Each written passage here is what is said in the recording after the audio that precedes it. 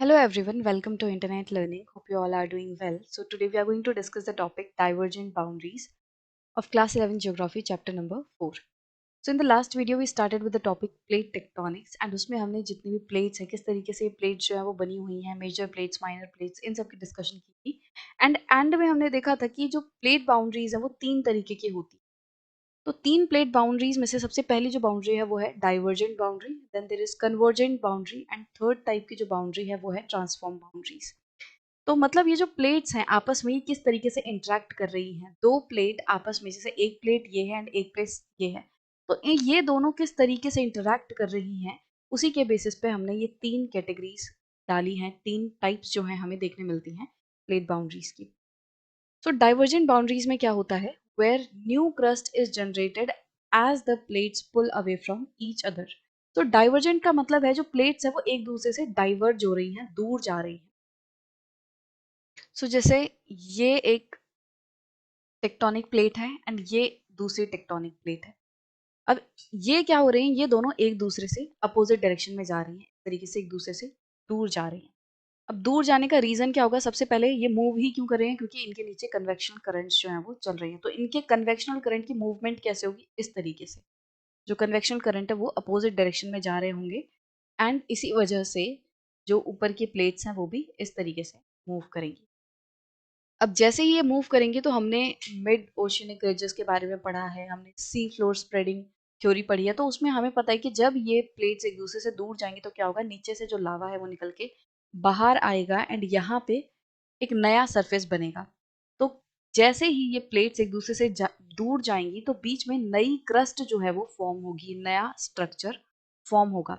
तो अगर ये जो प्लेट्स हैं वो समुद्र के अंदर है तो यहाँ पे आपको मिड अटलांटिक ओशन जिस तरीके से रिजेस देखती हैं अटलांटिक ओशन में, ऐसे सिस्टम आपको नजर आएगा. तो इसमें क्या हो रहा है, नई क्रस्ट फॉर्म हो रही है. जैसे हमने सी फ्लोर स्प्रेडिंग थ्योरी पढ़ी थी, उसमें बीच में जो रिजेस हैं वहां पे कंटिन्यूअसली नई रॉक्स बन रही हैं.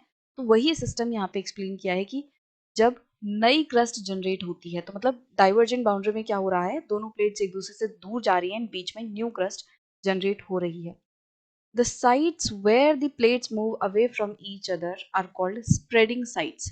तो वो पॉइंट, वो जगहें जहां से ये प्लेट्स जो हैं एक दूसरे से दूर जा रही हैं, जैसे ये एक प्लेट है अगेन एंड ये एक प्लेट है, तो इस पॉइंट पे, ये इस पॉइंट पे क्या हो रहा है, ये एक दूसरे से दूर जा रही है, तो इसको हम क्या बोलेंगे, स्प्रेडिंग साइट्स. स्प्रेडिंग आप ऐसे लगा सकते हो जैसे सी फ्लोर स्प्रेडिंग में क्या हो रहा है, फ्लोर स्प्रेड हो रहा है, तो उसी के नाम से यहाँ पे दिया है कि क्योंकि डाइवर्जेंट बाउंड्री में क्या हो रहा है, नई क्रस्ट फॉर्म हो रही है, फ्लोर जो है वो स्प्रेड हो रहा है, तो इसको क्या बोला गया है, स्प्रेडिंग साइट्स.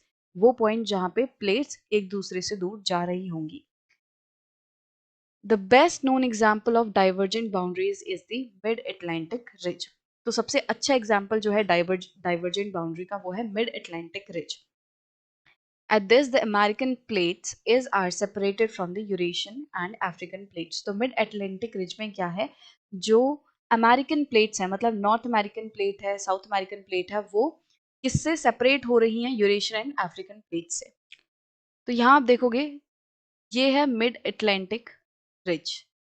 इसमें ऊपर आपको, अगर आप नॉर्थ वेस्ट तरफ देखोगे, मतलब इसके अपर लेफ्ट में देखोगे तो नॉर्थ अमेरिकन प्लेट है, यहाँ पे इसको ऊपर वेस्टर्न साइड से नॉर्थ अमेरिकन प्लेट जो है सेपरेट कर रही है.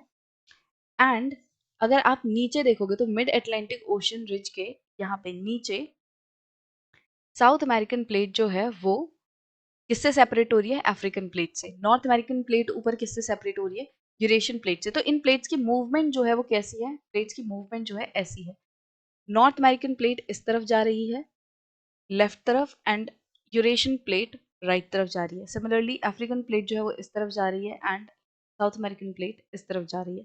तो इसकी वजह से क्या हो रहा है, कंटिन्यूअसली ये जो प्लेट्स हैं एक दूसरे से दूर जा रही हैं और नीचे से जो लावा है वो निकल के बाहर आ रहा है एंड यहाँ पे इस तरीके से रिजेस जो हैं वो बन रही हैं.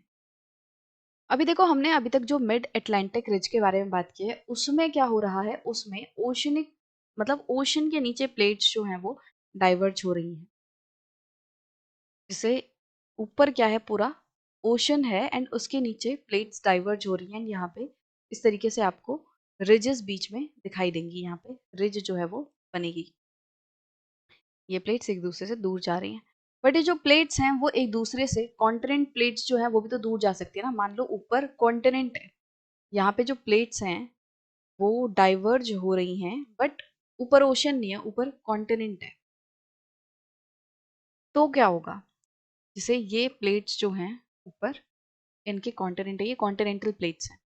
अगर इस तरीके से कॉन्टिनेंटल प्लेट जो है वो मूव करेगी, तो उसमें अल्टीमेटली देखो, इसका अगर शुरू से प्रोसेस दिखाएं तो इस तरीके से, लेट्स से ये प्लेट थी, इस तरीके से एक प्लेट थी पूरी, नीचे से इसमें ये पूरी कॉन्टिनेंटल प्लेट है, इसमें क्या है, ऊपर कॉन्टिनेंट है।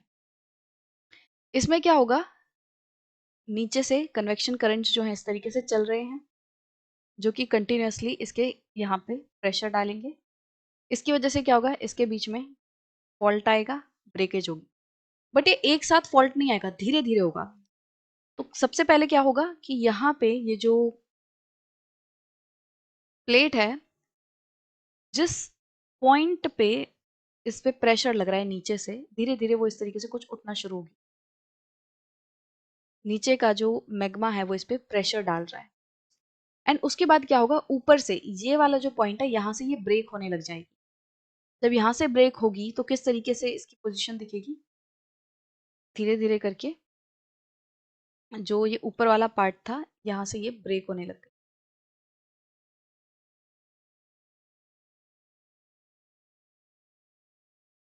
इस तरीके से।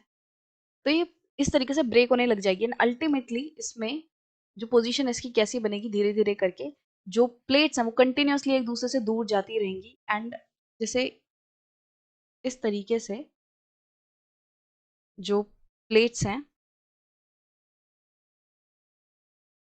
तो ये प्लेट्स एक दूसरे से दूर जा रही हैं। इनके ऊपर क्या हो रहा है, इस तरीके से ये बन रही है रिफ्ट वैली। यहाँ पे क्या होगा, रिफ्ट वैली बनेगी। अब अल्टीमेटली क्या होगा, जैसे जैसे ये रिफ्ट वैली जो है वो बनती जाएगी, ये प्लेट्स एक दूसरे से दूर जाएंगी। तो मान लो इसके आसपास ओशन है, जो कॉन्टिनेंट है उसके आसपास ओशन है, तो धीरे धीरे करके क्या होगा, इस रिफ्ट वैली में जब ये बहुत मतलब दूर जाती जाएंगी प्लेट्स, तो यहाँ पे पानी जो है वो आने लगेगा, एंड अल्टीमेटली ये जो रिफ्ट वैली है इसमें पानी भर जाएगा, एंड ये एक लेक या सी बन जाएगी। एंड आप नीचे देखोगे, नीचे जो है ये क्रस्ट थिन होती जा रही है, ये मैग्मा जो है इसको प्रेशर डाल रहा है, एंड ये जो क्रस्ट है वो थिन होती जा रही है। अल्टीमेटली इसमें क्या होगा, इसमें भी फॉल्ट्स आएंगे, यहाँ से जो मैग्मा है वो बाहर निकल जाएगा, एंड यहाँ पे फिर वॉल्केनिज्म होगा। मतलब प्रोसीजर जो है इसी तरीके से रहेगा। सो अगर इसका एग्जाम्पल देखिए कि किस तरीके से कॉन्टिनेंट पे रिफ्ट वैली जो है वो बन रही है, तो इसका बेस्ट एग्जाम्पल है अफ्रीकन रिफ्ट वैली। इसमें क्या हो रहा है, ये ऊपर अरेबियन प्लेट जो है वो अफ्रीकन प्लेट, जो कि न्यूबियन प्लेट है, इस तरफ वेस्टर्न तरफ न्यूबियन प्लेट है, एंड यहाँ पे सोमालियन प्लेट है। तो मतलब बेसिकली सबसे पहले क्या हो रहा है, अफ्रीकन प्लेट जो कि पूरी अफ्रीकन प्लेट है वो दो प्लेट्स हैं बट रही है। एक है न्यूबियन प्लेट जिसको नाम दिया है, एंड दूसरा है सोमालियन प्लेट, ईस्टर्न साइड वाली प्लेट को सोमालियन प्लेट नाम दिया है। तो ये बीच से क्या हो रहा है, यहाँ पे इसमें रिफ्ट जो है मतलब क्रिएट हो रहा है, यहाँ पे ये डाइवर्ज हो रही है। ये अपने आप में जो अफ्रीकन प्लेट है वो डाइवर्ज हो रही है इस तरह, एंड ऊपर ये अरेबियन प्लेट है। तो इसमें क्या हो रहा है कि यहाँ पे ये वाला जो पार्ट है ये रिफ्ट वैली है, जो कि डाइवर्जेंट प्लेट बाउंड्री पे बन रही है।